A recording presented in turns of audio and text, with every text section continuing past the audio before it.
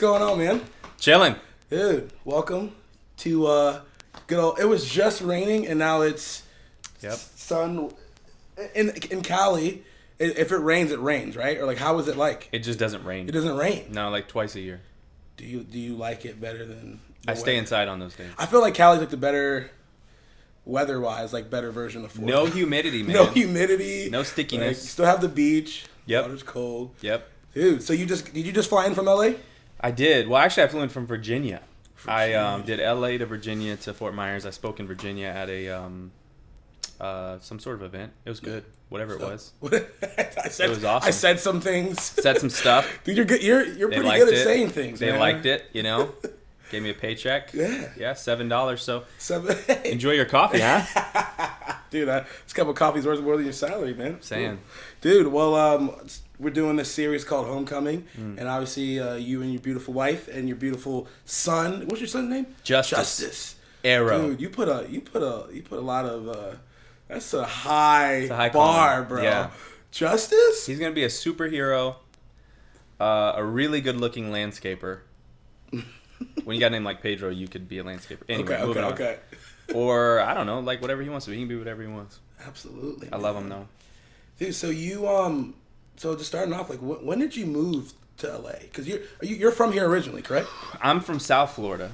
So I'm from Fort Lauderdale. I was born in Fort Lauderdale. And, yeah, man, I moved around a lot as a kid. Because I lived in Georgia. I lived in Texas. Why is that? Lived in Alabama. Drama.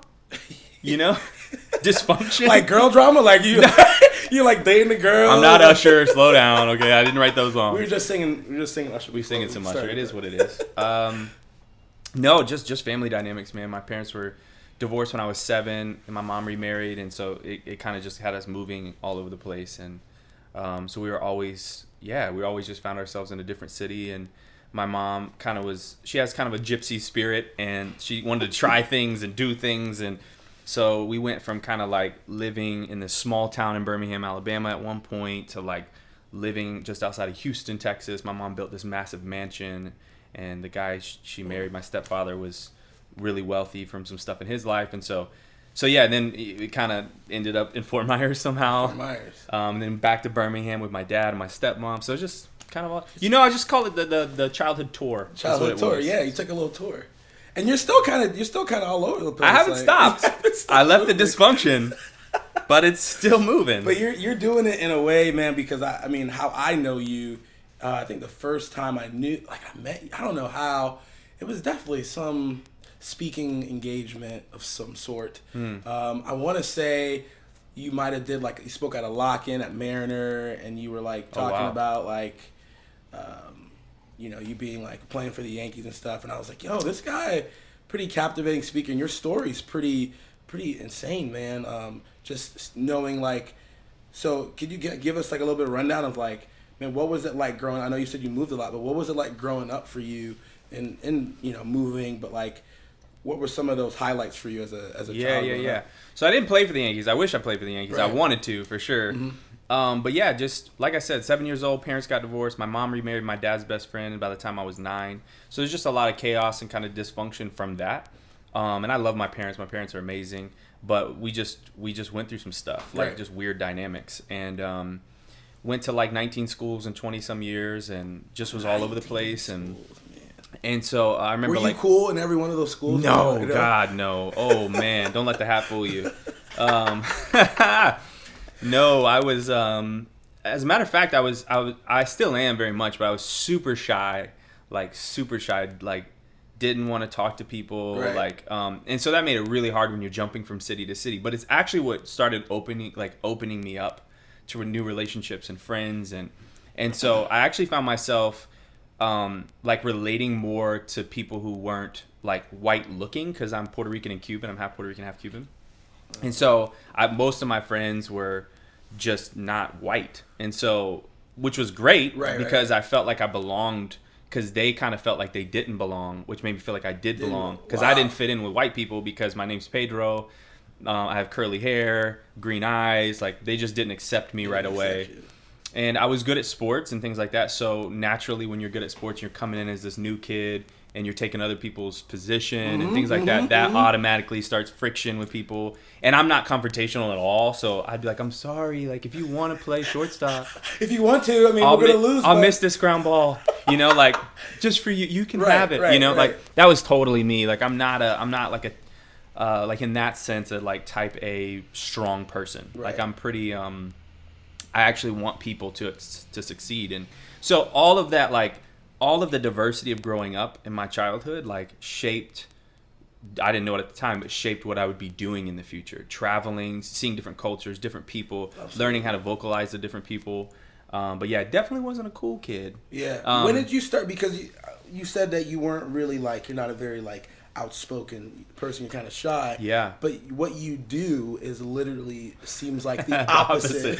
So yeah. when did you first start, like, speaking to people? Like, how did that start for you? I mean, I started I think pretty young, like 16 or 17 here in Fort Myers, going to a Christian school, you know, ECS. Yeah. And yeah, man, was always like, I always felt very rooted, even though I felt like physically speaking, geographically speaking, I was all over the place. I always felt internally very rooted. A lot of that just being grounded in faith. Right. So I didn't want to, like, tell people what I thought or who I thought God was, because I think we got a lot of people in the world doing that right now, and that's just never my goal. But I had experiences and encounters with God that I felt were so real that I just wanted other people to have a space where that was possible for them. And so, yeah, like I remember speaking in our chapel one time at our school. I remember speaking to our baseball team. Like, I just remember these small little very humble beginnings where I didn't know what I was doing and I was so nervous. But really I discovered through that, like through coming out of my shell a little bit, that just because you're an introvert doesn't mean you don't do something like in front of people. And I was hanging out with my brother-in-law, which you know, Josh Vega, he's the best in the world. He's my favorite human. And he was like, we're on our way, I think, to a basketball game, like a Miami Heat game one time, and we're driving. And he was like, so are you introverted or extrovert? I'm like, I mean, obviously extroverted. Right. Like, you know, I'm on stages. Like, I'm like bigging myself up, you know. And found out that day I had an ego problem. And and he was like, no, he's like, just because you do stuff in front of people doesn't mean. And he started explaining to me that the difference between an introvert and an extrovert is actually how you recharge. Right. So, like, how do you recharge? And I was like, what fills me up? What recharges me? What replenishes me? And 100%, I'm like, a cup of coffee, a good book, like, alone, like, no noise, no TV, no social media, like, complete. Like, it sounds horrible. To a true extrovert, I sound like a monk. That sounds like the worst. Yeah, like, who are you right now? You're not even human. It's like, why am I doing? And like, my wife is a complete extrovert, so she recharges even. Really? Recharging. Yeah, I know, it's crazy. My wife literally, like, recharges with like 3 or 4 people at our house, Netflix, food, like, good times, staying up till 3, 4 o'clock in the morning. But not me. Like, I'm the guy, like, while that's happening, I'm like doing my laundry and like sweeping and like doing these mundane tasks that like settle my mind down and like keep me feeling calm. And so yeah, on that drive, I realized, whoa, I'm actually an introvert, but I function as a high functioning extrovert. So, you know, in the course of a month, I know now, like, that I have to rest. And I know how to put rest as a part of my rhythm in life. And, but yeah, I definitely didn't start going like, oh, I'm going to be a speaker one day. I started pursuing baseball, and then baseball fell apart when my shoulder fell apart, tore my rotator my senior year of high school. How was that, man? Like, what was that like? Devastating. Yeah. So you were on your way type thing? Like, well, I think I had a lot of people watching me. You know, I didn't have any real offers initially, but I had people watching me. People coming to games since I was pretty young. People that used to tell me all the time, you can play professional baseball. My dad played professionally, minor league ball with the Cardinals and the San Francisco Giants. I thought you were going to say Babe Ruth. That was your dad. Oh, yeah, no bigs. Yeah. It is what it is. So I kind of had it in my blood, and I kind of thought, well, if Dad did it, you know, if my uncle did it, like, I could probably do it. And I think I had the tools to do it for sure. But yeah, I think I had so much going on in my life with my family dynamics and all that I really couldn't see past that in a lot of ways. So my first at bat my senior year, I hit a home run over the left field fence, and that was the last swing I ever took. I tore my rotator on that swing. I shouldn't say it's the last swing I ever took. I took a couple more swings because I kept playing that game. But and I actually played good with the torn rotator. I hit a double and triple. No big deal. No, it is what it is. No, I had So it's been this culmination of I never like plotted and planned I'm gonna be this speaker guy. Like I was just around a guy named Reggie Dabbs, and he's a well-known speaker in the world, and I watched him and I was like, man, I love how he can move people with words. And frankly, when you're a quiet person, there's a lot of words happening on the inside of you, and you start learning by observing what words need to be said in culture. Right. And so I realized I'm actually fit well to communicate, but I also have to be really careful not to burn myself out because I can get like overloaded. Like happens in a flash. That's crazy, man. So it's been a ride. So you, after the whole, I know you were doing you were speaking to like the Yankees teams and stuff, right? Was that correct? I was actually doing the Minnesota Twins. Okay. Yeah. So you're talking to them. You're doing. I know like around that time, that's when I'm starting to get to know you a little bit more. Yeah. Or maybe even after that time. But when I first really got to know you was when you were doing something called Hope in Motion, right? Hope in Motion. How did that start off? Because I know, man, dude, I remember the first time I saw you speak on that platform that you created. It was like these kids, you were talking to all these high schoolers about like suicide and that there's hope. And I saw all these kids after you were done like run up to you and just like, hey man, thank you. And I was just like, dude, like, and I know that inspired me because I'm someone that likes to communicate as well. Yeah. So how did you start that, and what was that all about? It started itself. Like everything in my life, and you'll hear a reoccurring theme. Like I'm not the biggest planner. Like I am now as I've gotten older. Like I'm like, I want to have this vision and I want to go for this. But I didn't just say I'm going to do it one day. Like I met a lady whose son had committed suicide. Right. And she had a nonprofit that she was starting and had kind of already started.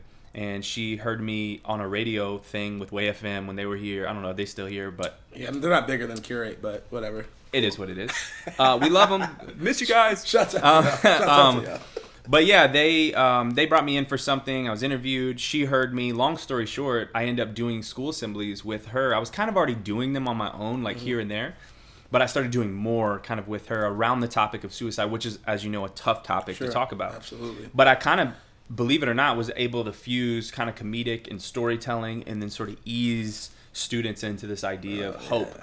And so it was very like you finessed that really well because dude, you come in, you're like, I'm Puerto Rican, you make them laugh, you had the homie Ramon dancing. Oh yeah, I mean, you loosened them up, bro. It was fun. Like you had everybody raise your right hand, like they like smell your armpit. Like I remember that. That was so hilarious. And these kids died. I forgot about that. Yeah. I need to bring that back. We should have started this off like that. As a youth pastor, I use that multiple times. Hey, if it works, go for it. Yeah, it was definitely a journey, man. Like the whole thing just evolved. Yeah. I think at the end of the day, like my heart was just to give people hope, you know? Yeah. And that's it. Just if I left that school and I gave somebody hope, like I was cool. I was like, cool, I've done my job today. That's the basis of it. That's the basis of it. So for me, I'm less concerned about the thing I'm actually doing in life, but I'm actually more concerned with the why behind it. Why. If the why is healthy, whatever I go touch that day is going to be dope. Like whatever I touch that day is going to be effective. Whatever I decide to do is going to be good. And it's no different in parenting now. Like it's the same thing. Like if I'm loving my son from a healthy place and a place that's rested, he feels that, he absorbs that's in him. Same with my wife, same with my friendships. So you kind of just apply who you are and what your calling is or purpose is to whatever you do. Well, I feel like the calling of life is not a thing that we do. Right. You know what I'm saying? I think it's a posture of our souls on the inside. Like souls being our mind, will, and emotions. Like if my mind and my will and my emotions are healthy and anchored, everything else I touch is going to be clean. It's going to be cool. It's going to be effective. And if it doesn't make it, if it doesn't succeed, if it doesn't do something big, I'm good. It's still here. You still got it. Because my identity is intact. Like who I am is anchored to something bigger than my doing. If your identity is anchored to your doing, there's going to be a massive fall at some point. Because as you know, we've all tried stuff and it's failed and it's bombed. Absolutely. And I would rather the thing I do fail than to think to myself, I have now failed because the thing I didn't work. And I've done that. I've tied my identity to baseball. I've tied my identity to relationships. I've tied my identity to certain things and realized that those things couldn't uphold my insides when they fell apart. Like I was done. Like I was camped out in bed for 3 days, you know? That seems so counterintuitive to the status quo though, of like, sure. Whether it's, I think even just culturally, and even subculturally, like, in faith, it seems like, what is your calling? What's your spiritual gift? And I think you can identify some of those things that you're just really good at. But I think when you do tie your identity to what you're doing, and then that thing fails or you fail at it, man, I went through a whole identity crisis in the last 2 years, stepping out of working at a church and ministry and going, wow, what the heck am I supposed to do? And people, I had friends that were like, dude, you could still do that. You just because you don't have the title as full-time vocational pastor at a church doesn't mean you can't provide the same thing you were doing for young people and the way that you. So it's a paradigm. It's been a paradigm shift for me to realize that. I'm right there with you. Still going through it, and I think that's the part of life that many of us run from. So the fact that you're pressing into it and you're like, all right, I'm gonna wade through this, and because a lot of people just be like, all right, I didn't succeed. I couldn't do it. I felt right. End scene. We're done. Let's go get a 9-to-5 and just figure life out. And and I asked myself, what did I love about being a pastor, right? What did I love about that? I love to communicate and I love to connect people. I love to connect people to other people. I love to connect to people, and I love to connect people to a higher hope. Yeah. And that was the biggest thing. So like even with this podcast, it's very selfish of me because I just want people to connect to you. It's I want not people selfish. To no, connect. it's great. But it's like it's your gift. Yeah, and that's what I love doing. And I realized I loved having conversation. I love the dialogue of it all instead of just like always talking at people. I love the fact that we're able to like have an open dialogue. For sure. So, no, it's very encouraging, man. And so for you kind of you were doing the hope emotion thing and whatnot. But what was the transition for you, doing that to kind of moving out? Because moving to LA, like what was that transition? What was it like, and what was it for? Did you get another job somewhere? Like, what brought you out to LA is, I guess, my question. Yeah, long story short, we have some friends. We had been talking, my wife and I have been talking about moving to LA. And we have some friends who are in the music industry. They're a married couple, and one's in the music industry, and the other is a well-known comedian. And they were down here on a tour and Dave Chappelle, in Fort Myers. What's that? Dave Chappelle? No. Okay. I'm not that cool, bro. Not there yet. Hey, man, we'll end the podcast now then. And so her name's Angela Johnson. She's a close friend. My friend Manuel, who I toured with as a drummer with his band. And they had said, hey, if you're considering this LA thing, like we want to give you some like real practical advice. Because we're human beings. So we're like, oh, should we do it? Should we not do it? I don't know, money. And we're like, and we were kind of getting like what I call analysis paralysis, where you just overanalyze everything. And it just freezes you. And they were like, if you're going to do it, like in 3 months, go for it. If you don't move in 3 months, stop thinking about it, move on, stay here, get planted, get rooted, and do life. So we're in a hot tub one night, and we're having a conversation. I'm like, babe, do you think we should do it? And she's like, I think it's time. And she felt peace. I felt peace. Shortly after, packed up a U-Haul truck, boom, bang, biggity, went to LA. And really what brought us there wasn't a job. My wife really wanted to pursue acting. She really wanted to pursue some music stuff, kind of go further in some of her gifts. And she'd been supporting me for so long. We've been together for 13 years. Wow. We just celebrated a couple days ago our 7-year anniversary, which is crazy to think about. She hasn't left me yet. So, and she had just been supporting me so much that I was like, I think this is the season to let her kind of move in her gifts and her stuff. So. So, first off, that was interesting. You said your wife wanted to pursue acting. Yes. Was she in any like? Yeah. She's amazing. My wife's so gifted, it's ridiculous. Y'all both. You need to be interviewing her. She's so cooler. You should probably just get up now so and much switch cooler. out. She's in the background. Well, I wouldn't go that far with it. Like I'm kind of enjoying the seat right now, and the cameras are on me. Sorry. Okay. It's really helping my ego. So, she did stuff with on MTV and. A whole myriad of different things. So like extra work and that kind of stuff, like nothing like major, but definitely major projects that she kind of had a hand in. And it's always cool because my wife would go in as an extra, and then they would like by the end of the day she'd call me and I'm like, "Are you still there? I thought it was like a 3-hour thing." She was like, "They keep asking me to do different things," and that's dope. And so I think so she was in all kinds of different things. The music thing she's done great at, and it's crazy to watch a woman who had a child 18 months ago. Still dreaming. She launched her blog. Dude, her Instagram, first off, is lit. It is, man. It is. I watch my own wife's Instagram, even though I already was in the moments. Yeah. I go back and watch just to relive it because it's that good. It's dope. It's dope to see the synergy and collaboration that you guys have. You being highly effective, high capacity, and her being the same thing. Yeah. I'm wondering, what is that like? Especially adding a kid, right?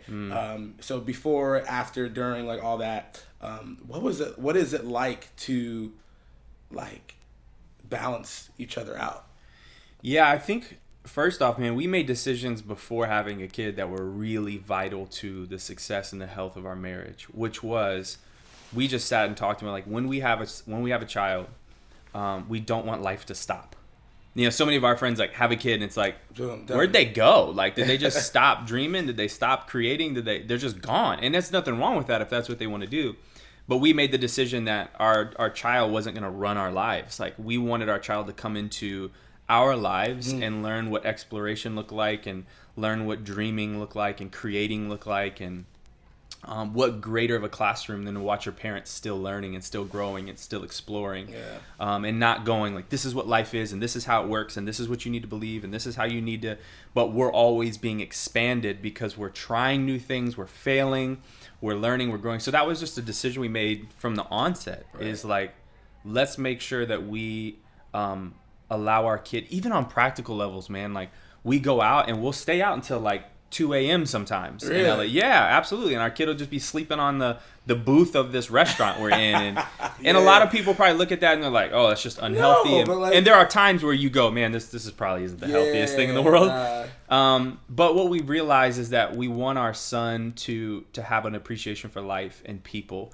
And we don't want to be the couple who's out at 7:30 and like, I'm sorry, we got to get going. I'll see you guys. Oh, we'll pay for dinner. We don't want to be that couple. We want to be the couple who's like, hey, let's roll. Like, y'all want to do a movie now? Like, that's what's up. And so our son is adapted to that, and that's a part of his rhythm he's learned, and he's traveled with us a ton. I think in his first year, I mean, he's 18 months now, but even in his first year of life, he probably did close to 50 some odd plane flights, and I mean, he rolled. Like, he went with it. And he's been, you can see it shaped him a ton too. Because he's not curious when you turn down a different street, or like, it's like, this is what you drop me off here. Okay, cool. Like, I'm hanging with them. All right. Yeah, that's good. Yeah. Nothing. Like, that's what's up. So, but yeah, the tension is communication. Like any relationship is, hey, what are you thinking of? What is the forecast for you over the next few months? What are the things you're working on? Because she's got her blog now.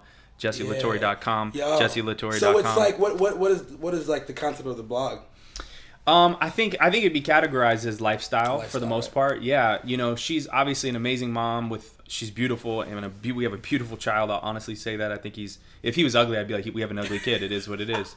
But he's just gorgeous, and but she kind of said from the onset, like, I don't want to do mommy blogging. I want to curate something that's just honest and vulnerable, and she's an amazing writer. She's actually the reason I finished my first book, because I was giving up on it. I gave up on it like every day I sat down to write. I was like, I don't really want to do this. Like, it takes discipline. I don't want to do it. Yeah, discipline. But she really helped me curate the things I wanted to say, and I felt like I had so much to say. And then she came in and just took it and trashed all the stuff that was unnecessary. Stripped it down, which was amazing. Executive produced your book, man. She pretty much just produced it and they put my name on the bottom. I hope you enjoy my wife's book. No, so we just, man, it's communication, and it's dreaming together. Like, I think as a married couple, you kind of have this idea in culture that one of you can do something, but the other one has to like stay home and hold it down. And that's just not true. It can be true for people if that's what they want to do. But you're talking about two people who have high capacity thinking, who have ideas constantly. Oh yeah, you guys are definitely idea people. Yeah, so we've now learned to trust each other with those ideas and walk them out together. And so my question is, because would you say that you spent the majority of your life in Southwest Florida, or no? Like, you spent a good chunk in Southwest Florida, or no? Is that like good chunk here? Southwest Florida is probably where I spent. Oh man, it's hard to say. Like, I think Birmingham was, because it was so like, there was years here, then there was years in Birmingham, and then there's years in Texas. I think Alabama and Florida though, are my primary creators. So for you, I think this is kind of the point of the whole mini series we're doing here.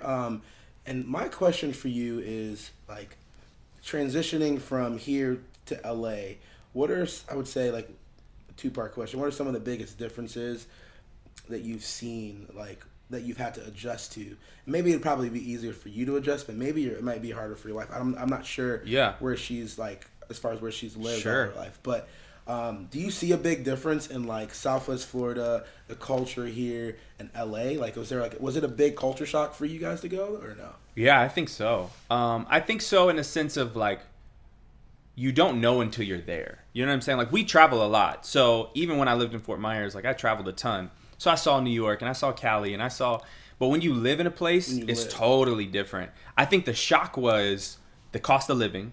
Right. You know what I mean? Like, you want a 2-bedroom spot? Cool. It's going to be $2,800. Yeah. You know what I mean? Like, that's in, like, a decent area. Right, you know, like, you want to buy a house? Like, cool. Like, you're going to need $850,000 to get something in a worthwhile place, or probably closer to $1 million.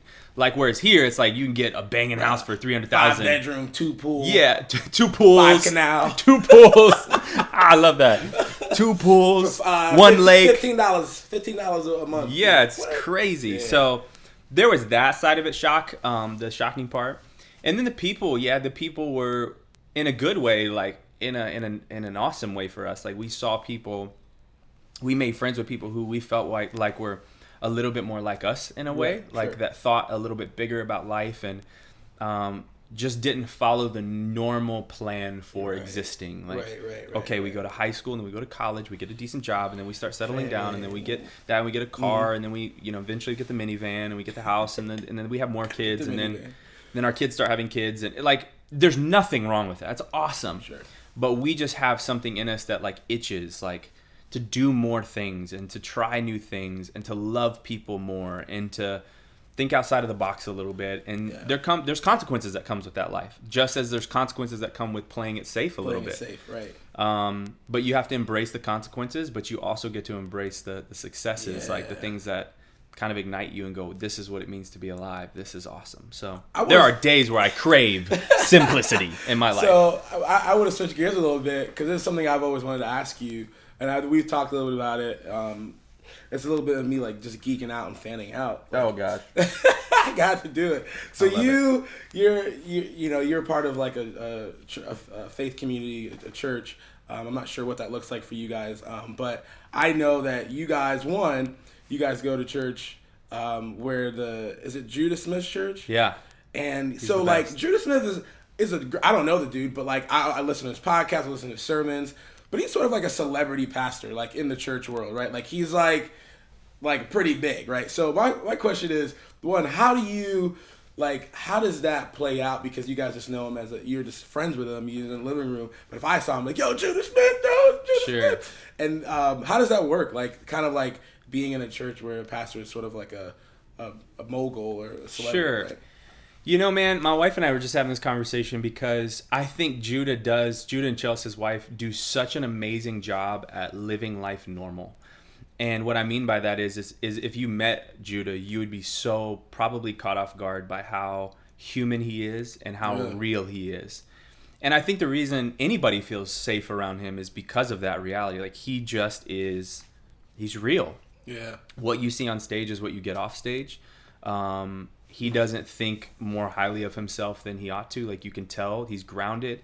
And even his idea behind a celebrity is not what you and I would call a celebrity. I think for him, a celebrity is somebody worth celebrating. And so he sees everybody in our church as worth celebrating, because that's what that word means, is to celebrate somebody.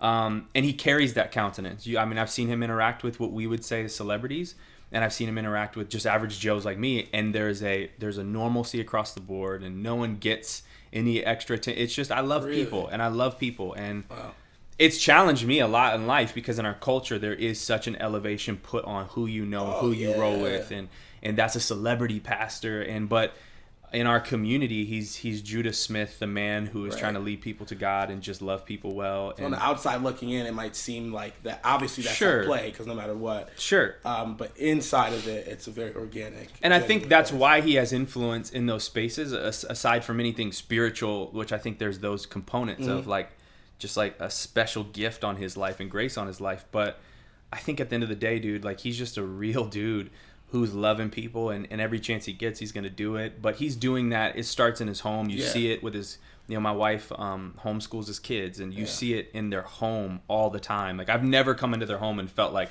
oh, I'm in the celebrity pastor home. Like, no, I felt like, man, you're in the home of a real person who is like, are you good? How's your heart? How's your life? Do you guys need anything? Like, and you feel, and you can ask him the same thing, and he's not like, well, why are you asking me? I'm Judah Smith. Of course I'm good. I'm walking with Jesus every day. Like, it's not that at all. Like, he's like, he has normal emotions and feelings, and he's And I think speaking of that whole like taking people and kind of like taking their, like, because I feel like some people might take the humanity out of people like that. Yeah. So even going a little bit deeper, you have a lot of people like Judah Smith is like one of Justin Bieber's like pastors type thing. Like, one I would say just for entertainment's sake, like who are some of the people that just like pull up at church sometimes? Like, oh man, there's so many. There are so many. All right, give me some of the bigger ones, like the Kardashians, right? Like they come sometimes, yeah. I mean, but at the end of the day, man, like, I'll be honest, I don't even know celebrities very well, so I'm like the worst person. Who's that?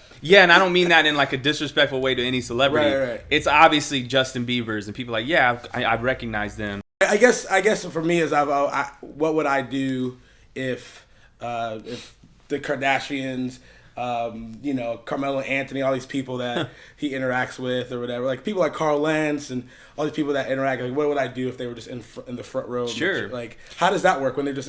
Do people like, hey, can I get an autograph? Like, sure, it happens. I mean, we've worked as a church, as a community, right, to protect everybody, and make everybody feel welcome and make everybody feel at home. And so I feel like there is some of that, like for a person who maybe flew in, heard about the church, they're dipping in, they're trying to get an autograph. Like, it's gonna happen. These are people that are celebrated in culture, and we should celebrate them. Sure. They're doing great things.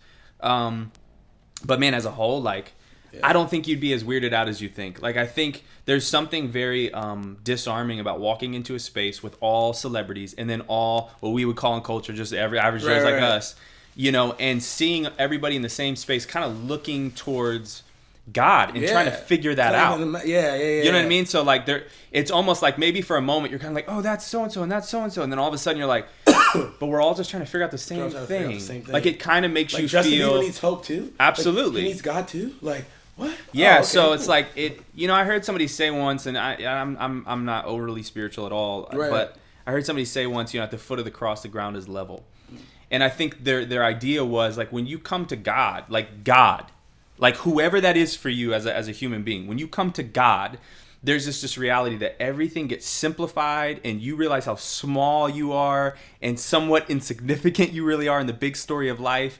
So whoever, if it's Jesus, it's Muhammad, it's Buddha, like whoever, it's like you kind of like get leveled out. Like, and in church, in our culture, where you have people who are put on a higher pedestal than other people, but we all come before God, and it's like, oh, we're kind of all the same. Like, we're all here trying to figure this thing out in our careers, in our gifts, and in our marriages, and our families, and our communities, and so it's like everything's like, we're just kind of like people. But there are moments where, like, I'll see somebody that I recognize from a film, or I have friends that are actors and known, and I think some of it, now we've been in LA for coming up on 5 years, some of it you kind of just get, not in a bad way, but you get numb to it, where you're like, this is normal. Like, I work out with some of these people, and I have coffee with them, and we ask each other for advice, and you become human. You humanize people. And that can help some people realize, like, I'm not what I do. When you hang out with somebody who should, for all intents and purposes, hold on to what they do, because what they do is so dope.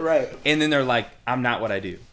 Wow, they've let go. I'm trying to navigate life. I'm trying to. It's like almost frees you from the idea of, oh, like, I'm not what I do either. And because you can go into those meetings or hangs or whatever around those people very like, what have I done that's significant? I gotta like tell them about my business. Or you're trying to like come up with ideas of like, I invented this mug. I did it. It's made up of some stuff. Do you want to go get coffee? Like, no, you didn't. But you try to like. And then you sit with them, and they're like, oh, I'm just like you. And then all of a sudden, like, oh, I'm just like you too. And then you start having human interaction. Like, I don't know, man. So some of the noise of LA and what you see from the outside is really not the inside. Like, sure, there's people doing great things. And I think Bieber's and all of those people should be celebrated for what they're doing. because it's not easy. Like living the life that they live is not easy. Right. But man, we're just trying to create a space that's like, hey, you're home. Yeah. When you're here, you're home. We don't take pictures. We don't do autographs. We don't. None of that. This is home. You created an environment for safe. We want it to be safe because we're all exploring who God is. None of us have it figured out, and we're gonna do it together. You know. My transition in there, like, do you being a place like LA, a very progressive place, the perception could be that Christianity is dying or like faith is dying, but you're in probably one of the most progressive, liberal places in the United States and in the world. And do you feel like that's a truth? Is that even at play? Is that a reality that we're seeing, or are people who are young and creative and liberal like us, are they able to connect with God and faith in a really like very normal way? Do you feel like that you're seeing that where you live? Yeah, like in a massive way. I think more than ever people are looking for, those buzzwords we say like authenticity and whatever. Like I think more than ever people are desperate for something real. Our generation has like a really good BS filter. Like we do. Yeah, because right. We see everybody posting and we all have the same filters on our phone. We all know. We can all hashtag and we can all build our following. So we know when somebody's being whatever that is, like the fake version of themselves. I could tell if you spent 10 minutes on your selfie or not. 100%. I know. Yeah, mine are usually around 7. It is what it is. No, but I think everyone is kind of in a place like our generation, millennials, really thinking through like what is real. And when you come into a space where you're talking about God and you're using his word as full reference to navigate him, I think there's just like, okay, like we can do this together. We can navigate. I can ask a question, because for so long in the faith, like in Christian faith, it was like you weren't safe to ask questions. Like you were like, so like when, like I was reading the other day in the book of Hebrews when people were like, they were struggling with the idea of like when someone dies, do they actually go to heaven right away or not? You know what I'm saying? Yeah. It's real people. It's real people. The Bible is not made up of a whole bunch of heroes. Like the Bible's made up of a whole bunch of people like me who are zeros, who don't know what the crap they're doing, who have 1,000,001 questions and want to ruminate on all the basics. Like I get comfort when I read scripture. I get comfort when I see the like Old Testament, the New Testament. I get blown away because I'm like, oh dang, they're like me. Like they're caught up on who's going to be first, who's the greatest. Sure. Like, aren't we still ego tripping? So I think the gospel, I think the story of God and humanity is more relevant now, probably than it's ever been.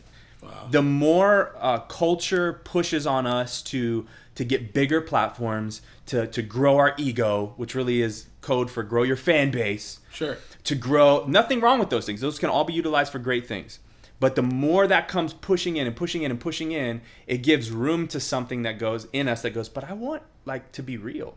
Right. Like I actually do want to be honest. And I think that's where you see an elevation of independent artists.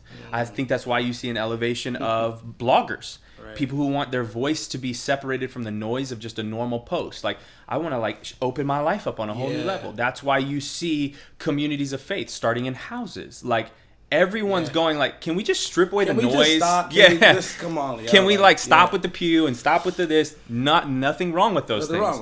But we want something that's real. We're craving it. Yeah. And I know you wrote a book you were talking about, which I got in the mail. It was pretty dope. I was pretty excited when I got it a couple of months ago. Is this kind of what you're tapping into in your book? Because it's kind of about like platforms. Like, kind of break down what your book's about, man. Yeah, I mean, it's called The Middle Seat. It's the idea of being on a plane and you're not even living it, man. You're in the right seat right now. It's a thing. It's a struggle. Just want to stay human. That's what it is. No, it's just about being in the middle of life, like the idea of loving people and not craving platforms. And the irony is, some of the most successful people in the world, like the ones that you and I would look at and be like, wow, they did a really good job at loving people. And they got a platform as a byproduct. They didn't chase the platform, and then they're like, well, I guess I'll like love some people through it now. Dude, it does happen that way. Man. It is counterintuitive. But some of the most lasting brands, if you look at some of the most lasting brands, their whole idea was to cater to a group of people and serve them, which is loving them. Service is love, love is service, right? And so that was their whole idea. So I just went on this crazy exploration of being fed the Lion culture, which was you need to tour more, write more, do more, say more, launch every blog, podcast thing. Just keep launching stuff. Keep launching. Keep doing stuff. The more you do, the more you are. And so as a young person who grew up in a somewhat dysfunctional childhood, didn't always have the love and approval I craved, just naturally because of divorce, all of that, of course that's going to feed me to be like, yes, I got to do more, and then I'll feel better, and then I'll feel more about myself, and the reality is it's a lie. It's 100% a lie, because some of the most successful people in the world have the thing that you're chasing and they're empty. So you're going to keep chasing it? You're going to keep going. Like, it's dumb. Like, it's, if we sit and honestly talk about it, it's like, this is stupid. This is a waste of time. But what's the alternative? And this book explores the alternative of, like, what does it look like to love people today? What does it look like to be more concerned with somebody else's need, listening to somebody else's story, entering into somebody else's pain? The reality is, when you enter into like mundane moments with what we would call non-important people, sure, you know what I'm saying? Like, not the celebrity who, if you take a picture with, everyone's gonna be like, wow. Yeah. But just the barista at Starbucks and the person, when you start entering into that, you start getting elevated into a life you never thought you could live, because it's a life of love. You know what I'm saying? It's a life that matters at that point, gives value to people. And if that's not why we're on earth, then everything else is ego. You know what I mean? Like, everything else is just ego. There's a book. Forget my book. Yeah. There's a book called Ego is the Enemy. One of the greatest books I've ever read, by a guy named Ryan Holiday. And it tackles that idea. Keep talking. Yeah. Just keep saying stuff. Mm-hmm. Well, I'm drinking my coffee. Your thing is still going, so. Oh, well, that's awesome. And that book really helped me kind of like unpack the idea that we all are struggling with ego. We're all struggling with pride. We're all struggling with wanting more than we actually need. We're insatiable. We constantly crave. And yeah, man, it helped me reframe, like, wow, what if I didn't do everything from ego? What if I did everything from the purest part of who I am? What would that life look like? And dude, I'm in a process on that. But I want to walk through it. What would it look like to not be a slave to my own gifts? To do great things, to create great things, but I'm not a slave to them. I can shut them off. I can turn them off. I can stop them. I can start them. I can take them higher. I can take them low. But I'm in control of them. They're not in control of me. They're not in control of and that's my deepest desire in this life, is that not that I'm allowing the creativity and the things that I feel like God put in me to lead the charge in my life, but actually that I'm leading them, and I'm setting the pace, and I'm rested, and I'm healthy. What will that do in my marriage, for my kid, for culture? I think the future has to be shaped by people who are willing to separate their doing from who they truly are, their being. Yeah. And when that happens, bro, I think some of the most creative things will be created. The most beautiful works of art will be painted, written, movies. Like, I think it's because you're creating from a place that's truly pure of, if this flops, it's not who I am, I'm good. If this blows up, it's not who I am.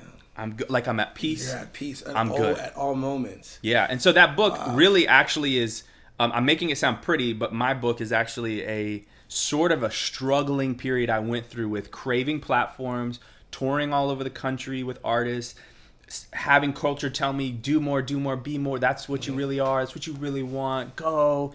The busier, the better. If your schedule's full, then you must be in demand. Right. Adds value, gives me confidence. And I really open up my own heart and start going through line by line by line how I begin to see reality. Obviously, a lot of that shaped by God. How I began to see my own identity. How, when you start seeing yourself different, you start loving people differently. So it has to start on the inside. Wow. You know what I'm saying? Like, it can't be a cognitive choice of like philosophical reasoning, a head thing of like, cool, I'm just going to choose to love the girl at Starbucks. When you realize you're not what you do, you realize other people aren't what they do. You see them for who they are. You don't value their doing. Because if you value your doing, you mirror that. Right. If you value what you're doing, you mirror that on other people, and you go, oh, well, Malik's valuable because he does this dope thing. No, Malik's valuable because he's a human being who has so much to offer the world. Like, he's valuable because of the experience he's gone through with his family, with his friends, with ministry, with movements, he's valuable because there's these things inside of him that God placed in him. Right. And so I'm not holding you in esteem because of your doing. That's what we do when it's considered celebrityism. Right. You know, like, it's like, wow, you do dope stuff, therefore you're dope. But what about when they fall from our graces? What about when they don't do things the way we think they should? Sure. Or they slap somebody. You know what I mean? Like, we've seen it all in the gamut. And it's like, oh, now they're horrible humans. Yeah. No, they're not. They're humans going through a journey like we are. I think that, man, if people are listening, watching, like it's called the middle seat. I think that idea, because we're talking about people in Southwest Florida, like that idea, what you're saying, that belief, I think could really help people, especially in Southwest Florida, who might feel like their identity is really not comparable to someone that lives in LA and New York, someone on a bigger platform. So, man, thank you for writing that. Thank you for like just being an advocate for that, because I think it frees people like me, you know, who do crave platforms.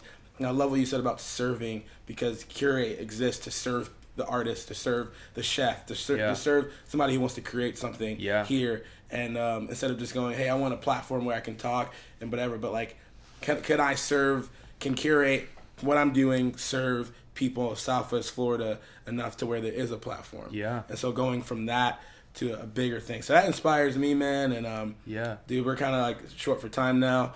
Cool. But I just want to thanks for coming by, man. Welcome home. You know, hope you have a good time with your fam. Yeah. And your kids and your wife, or your kid, not kids. Hey, whoa, slow down. Part 2. But man, you're doing great, man. I can't wait. I'm gonna be out in LA soon, so come on. I'm gonna come. Come I don't know if you'll be there, but if you're there, I'm there. Yeah, that's the way it works.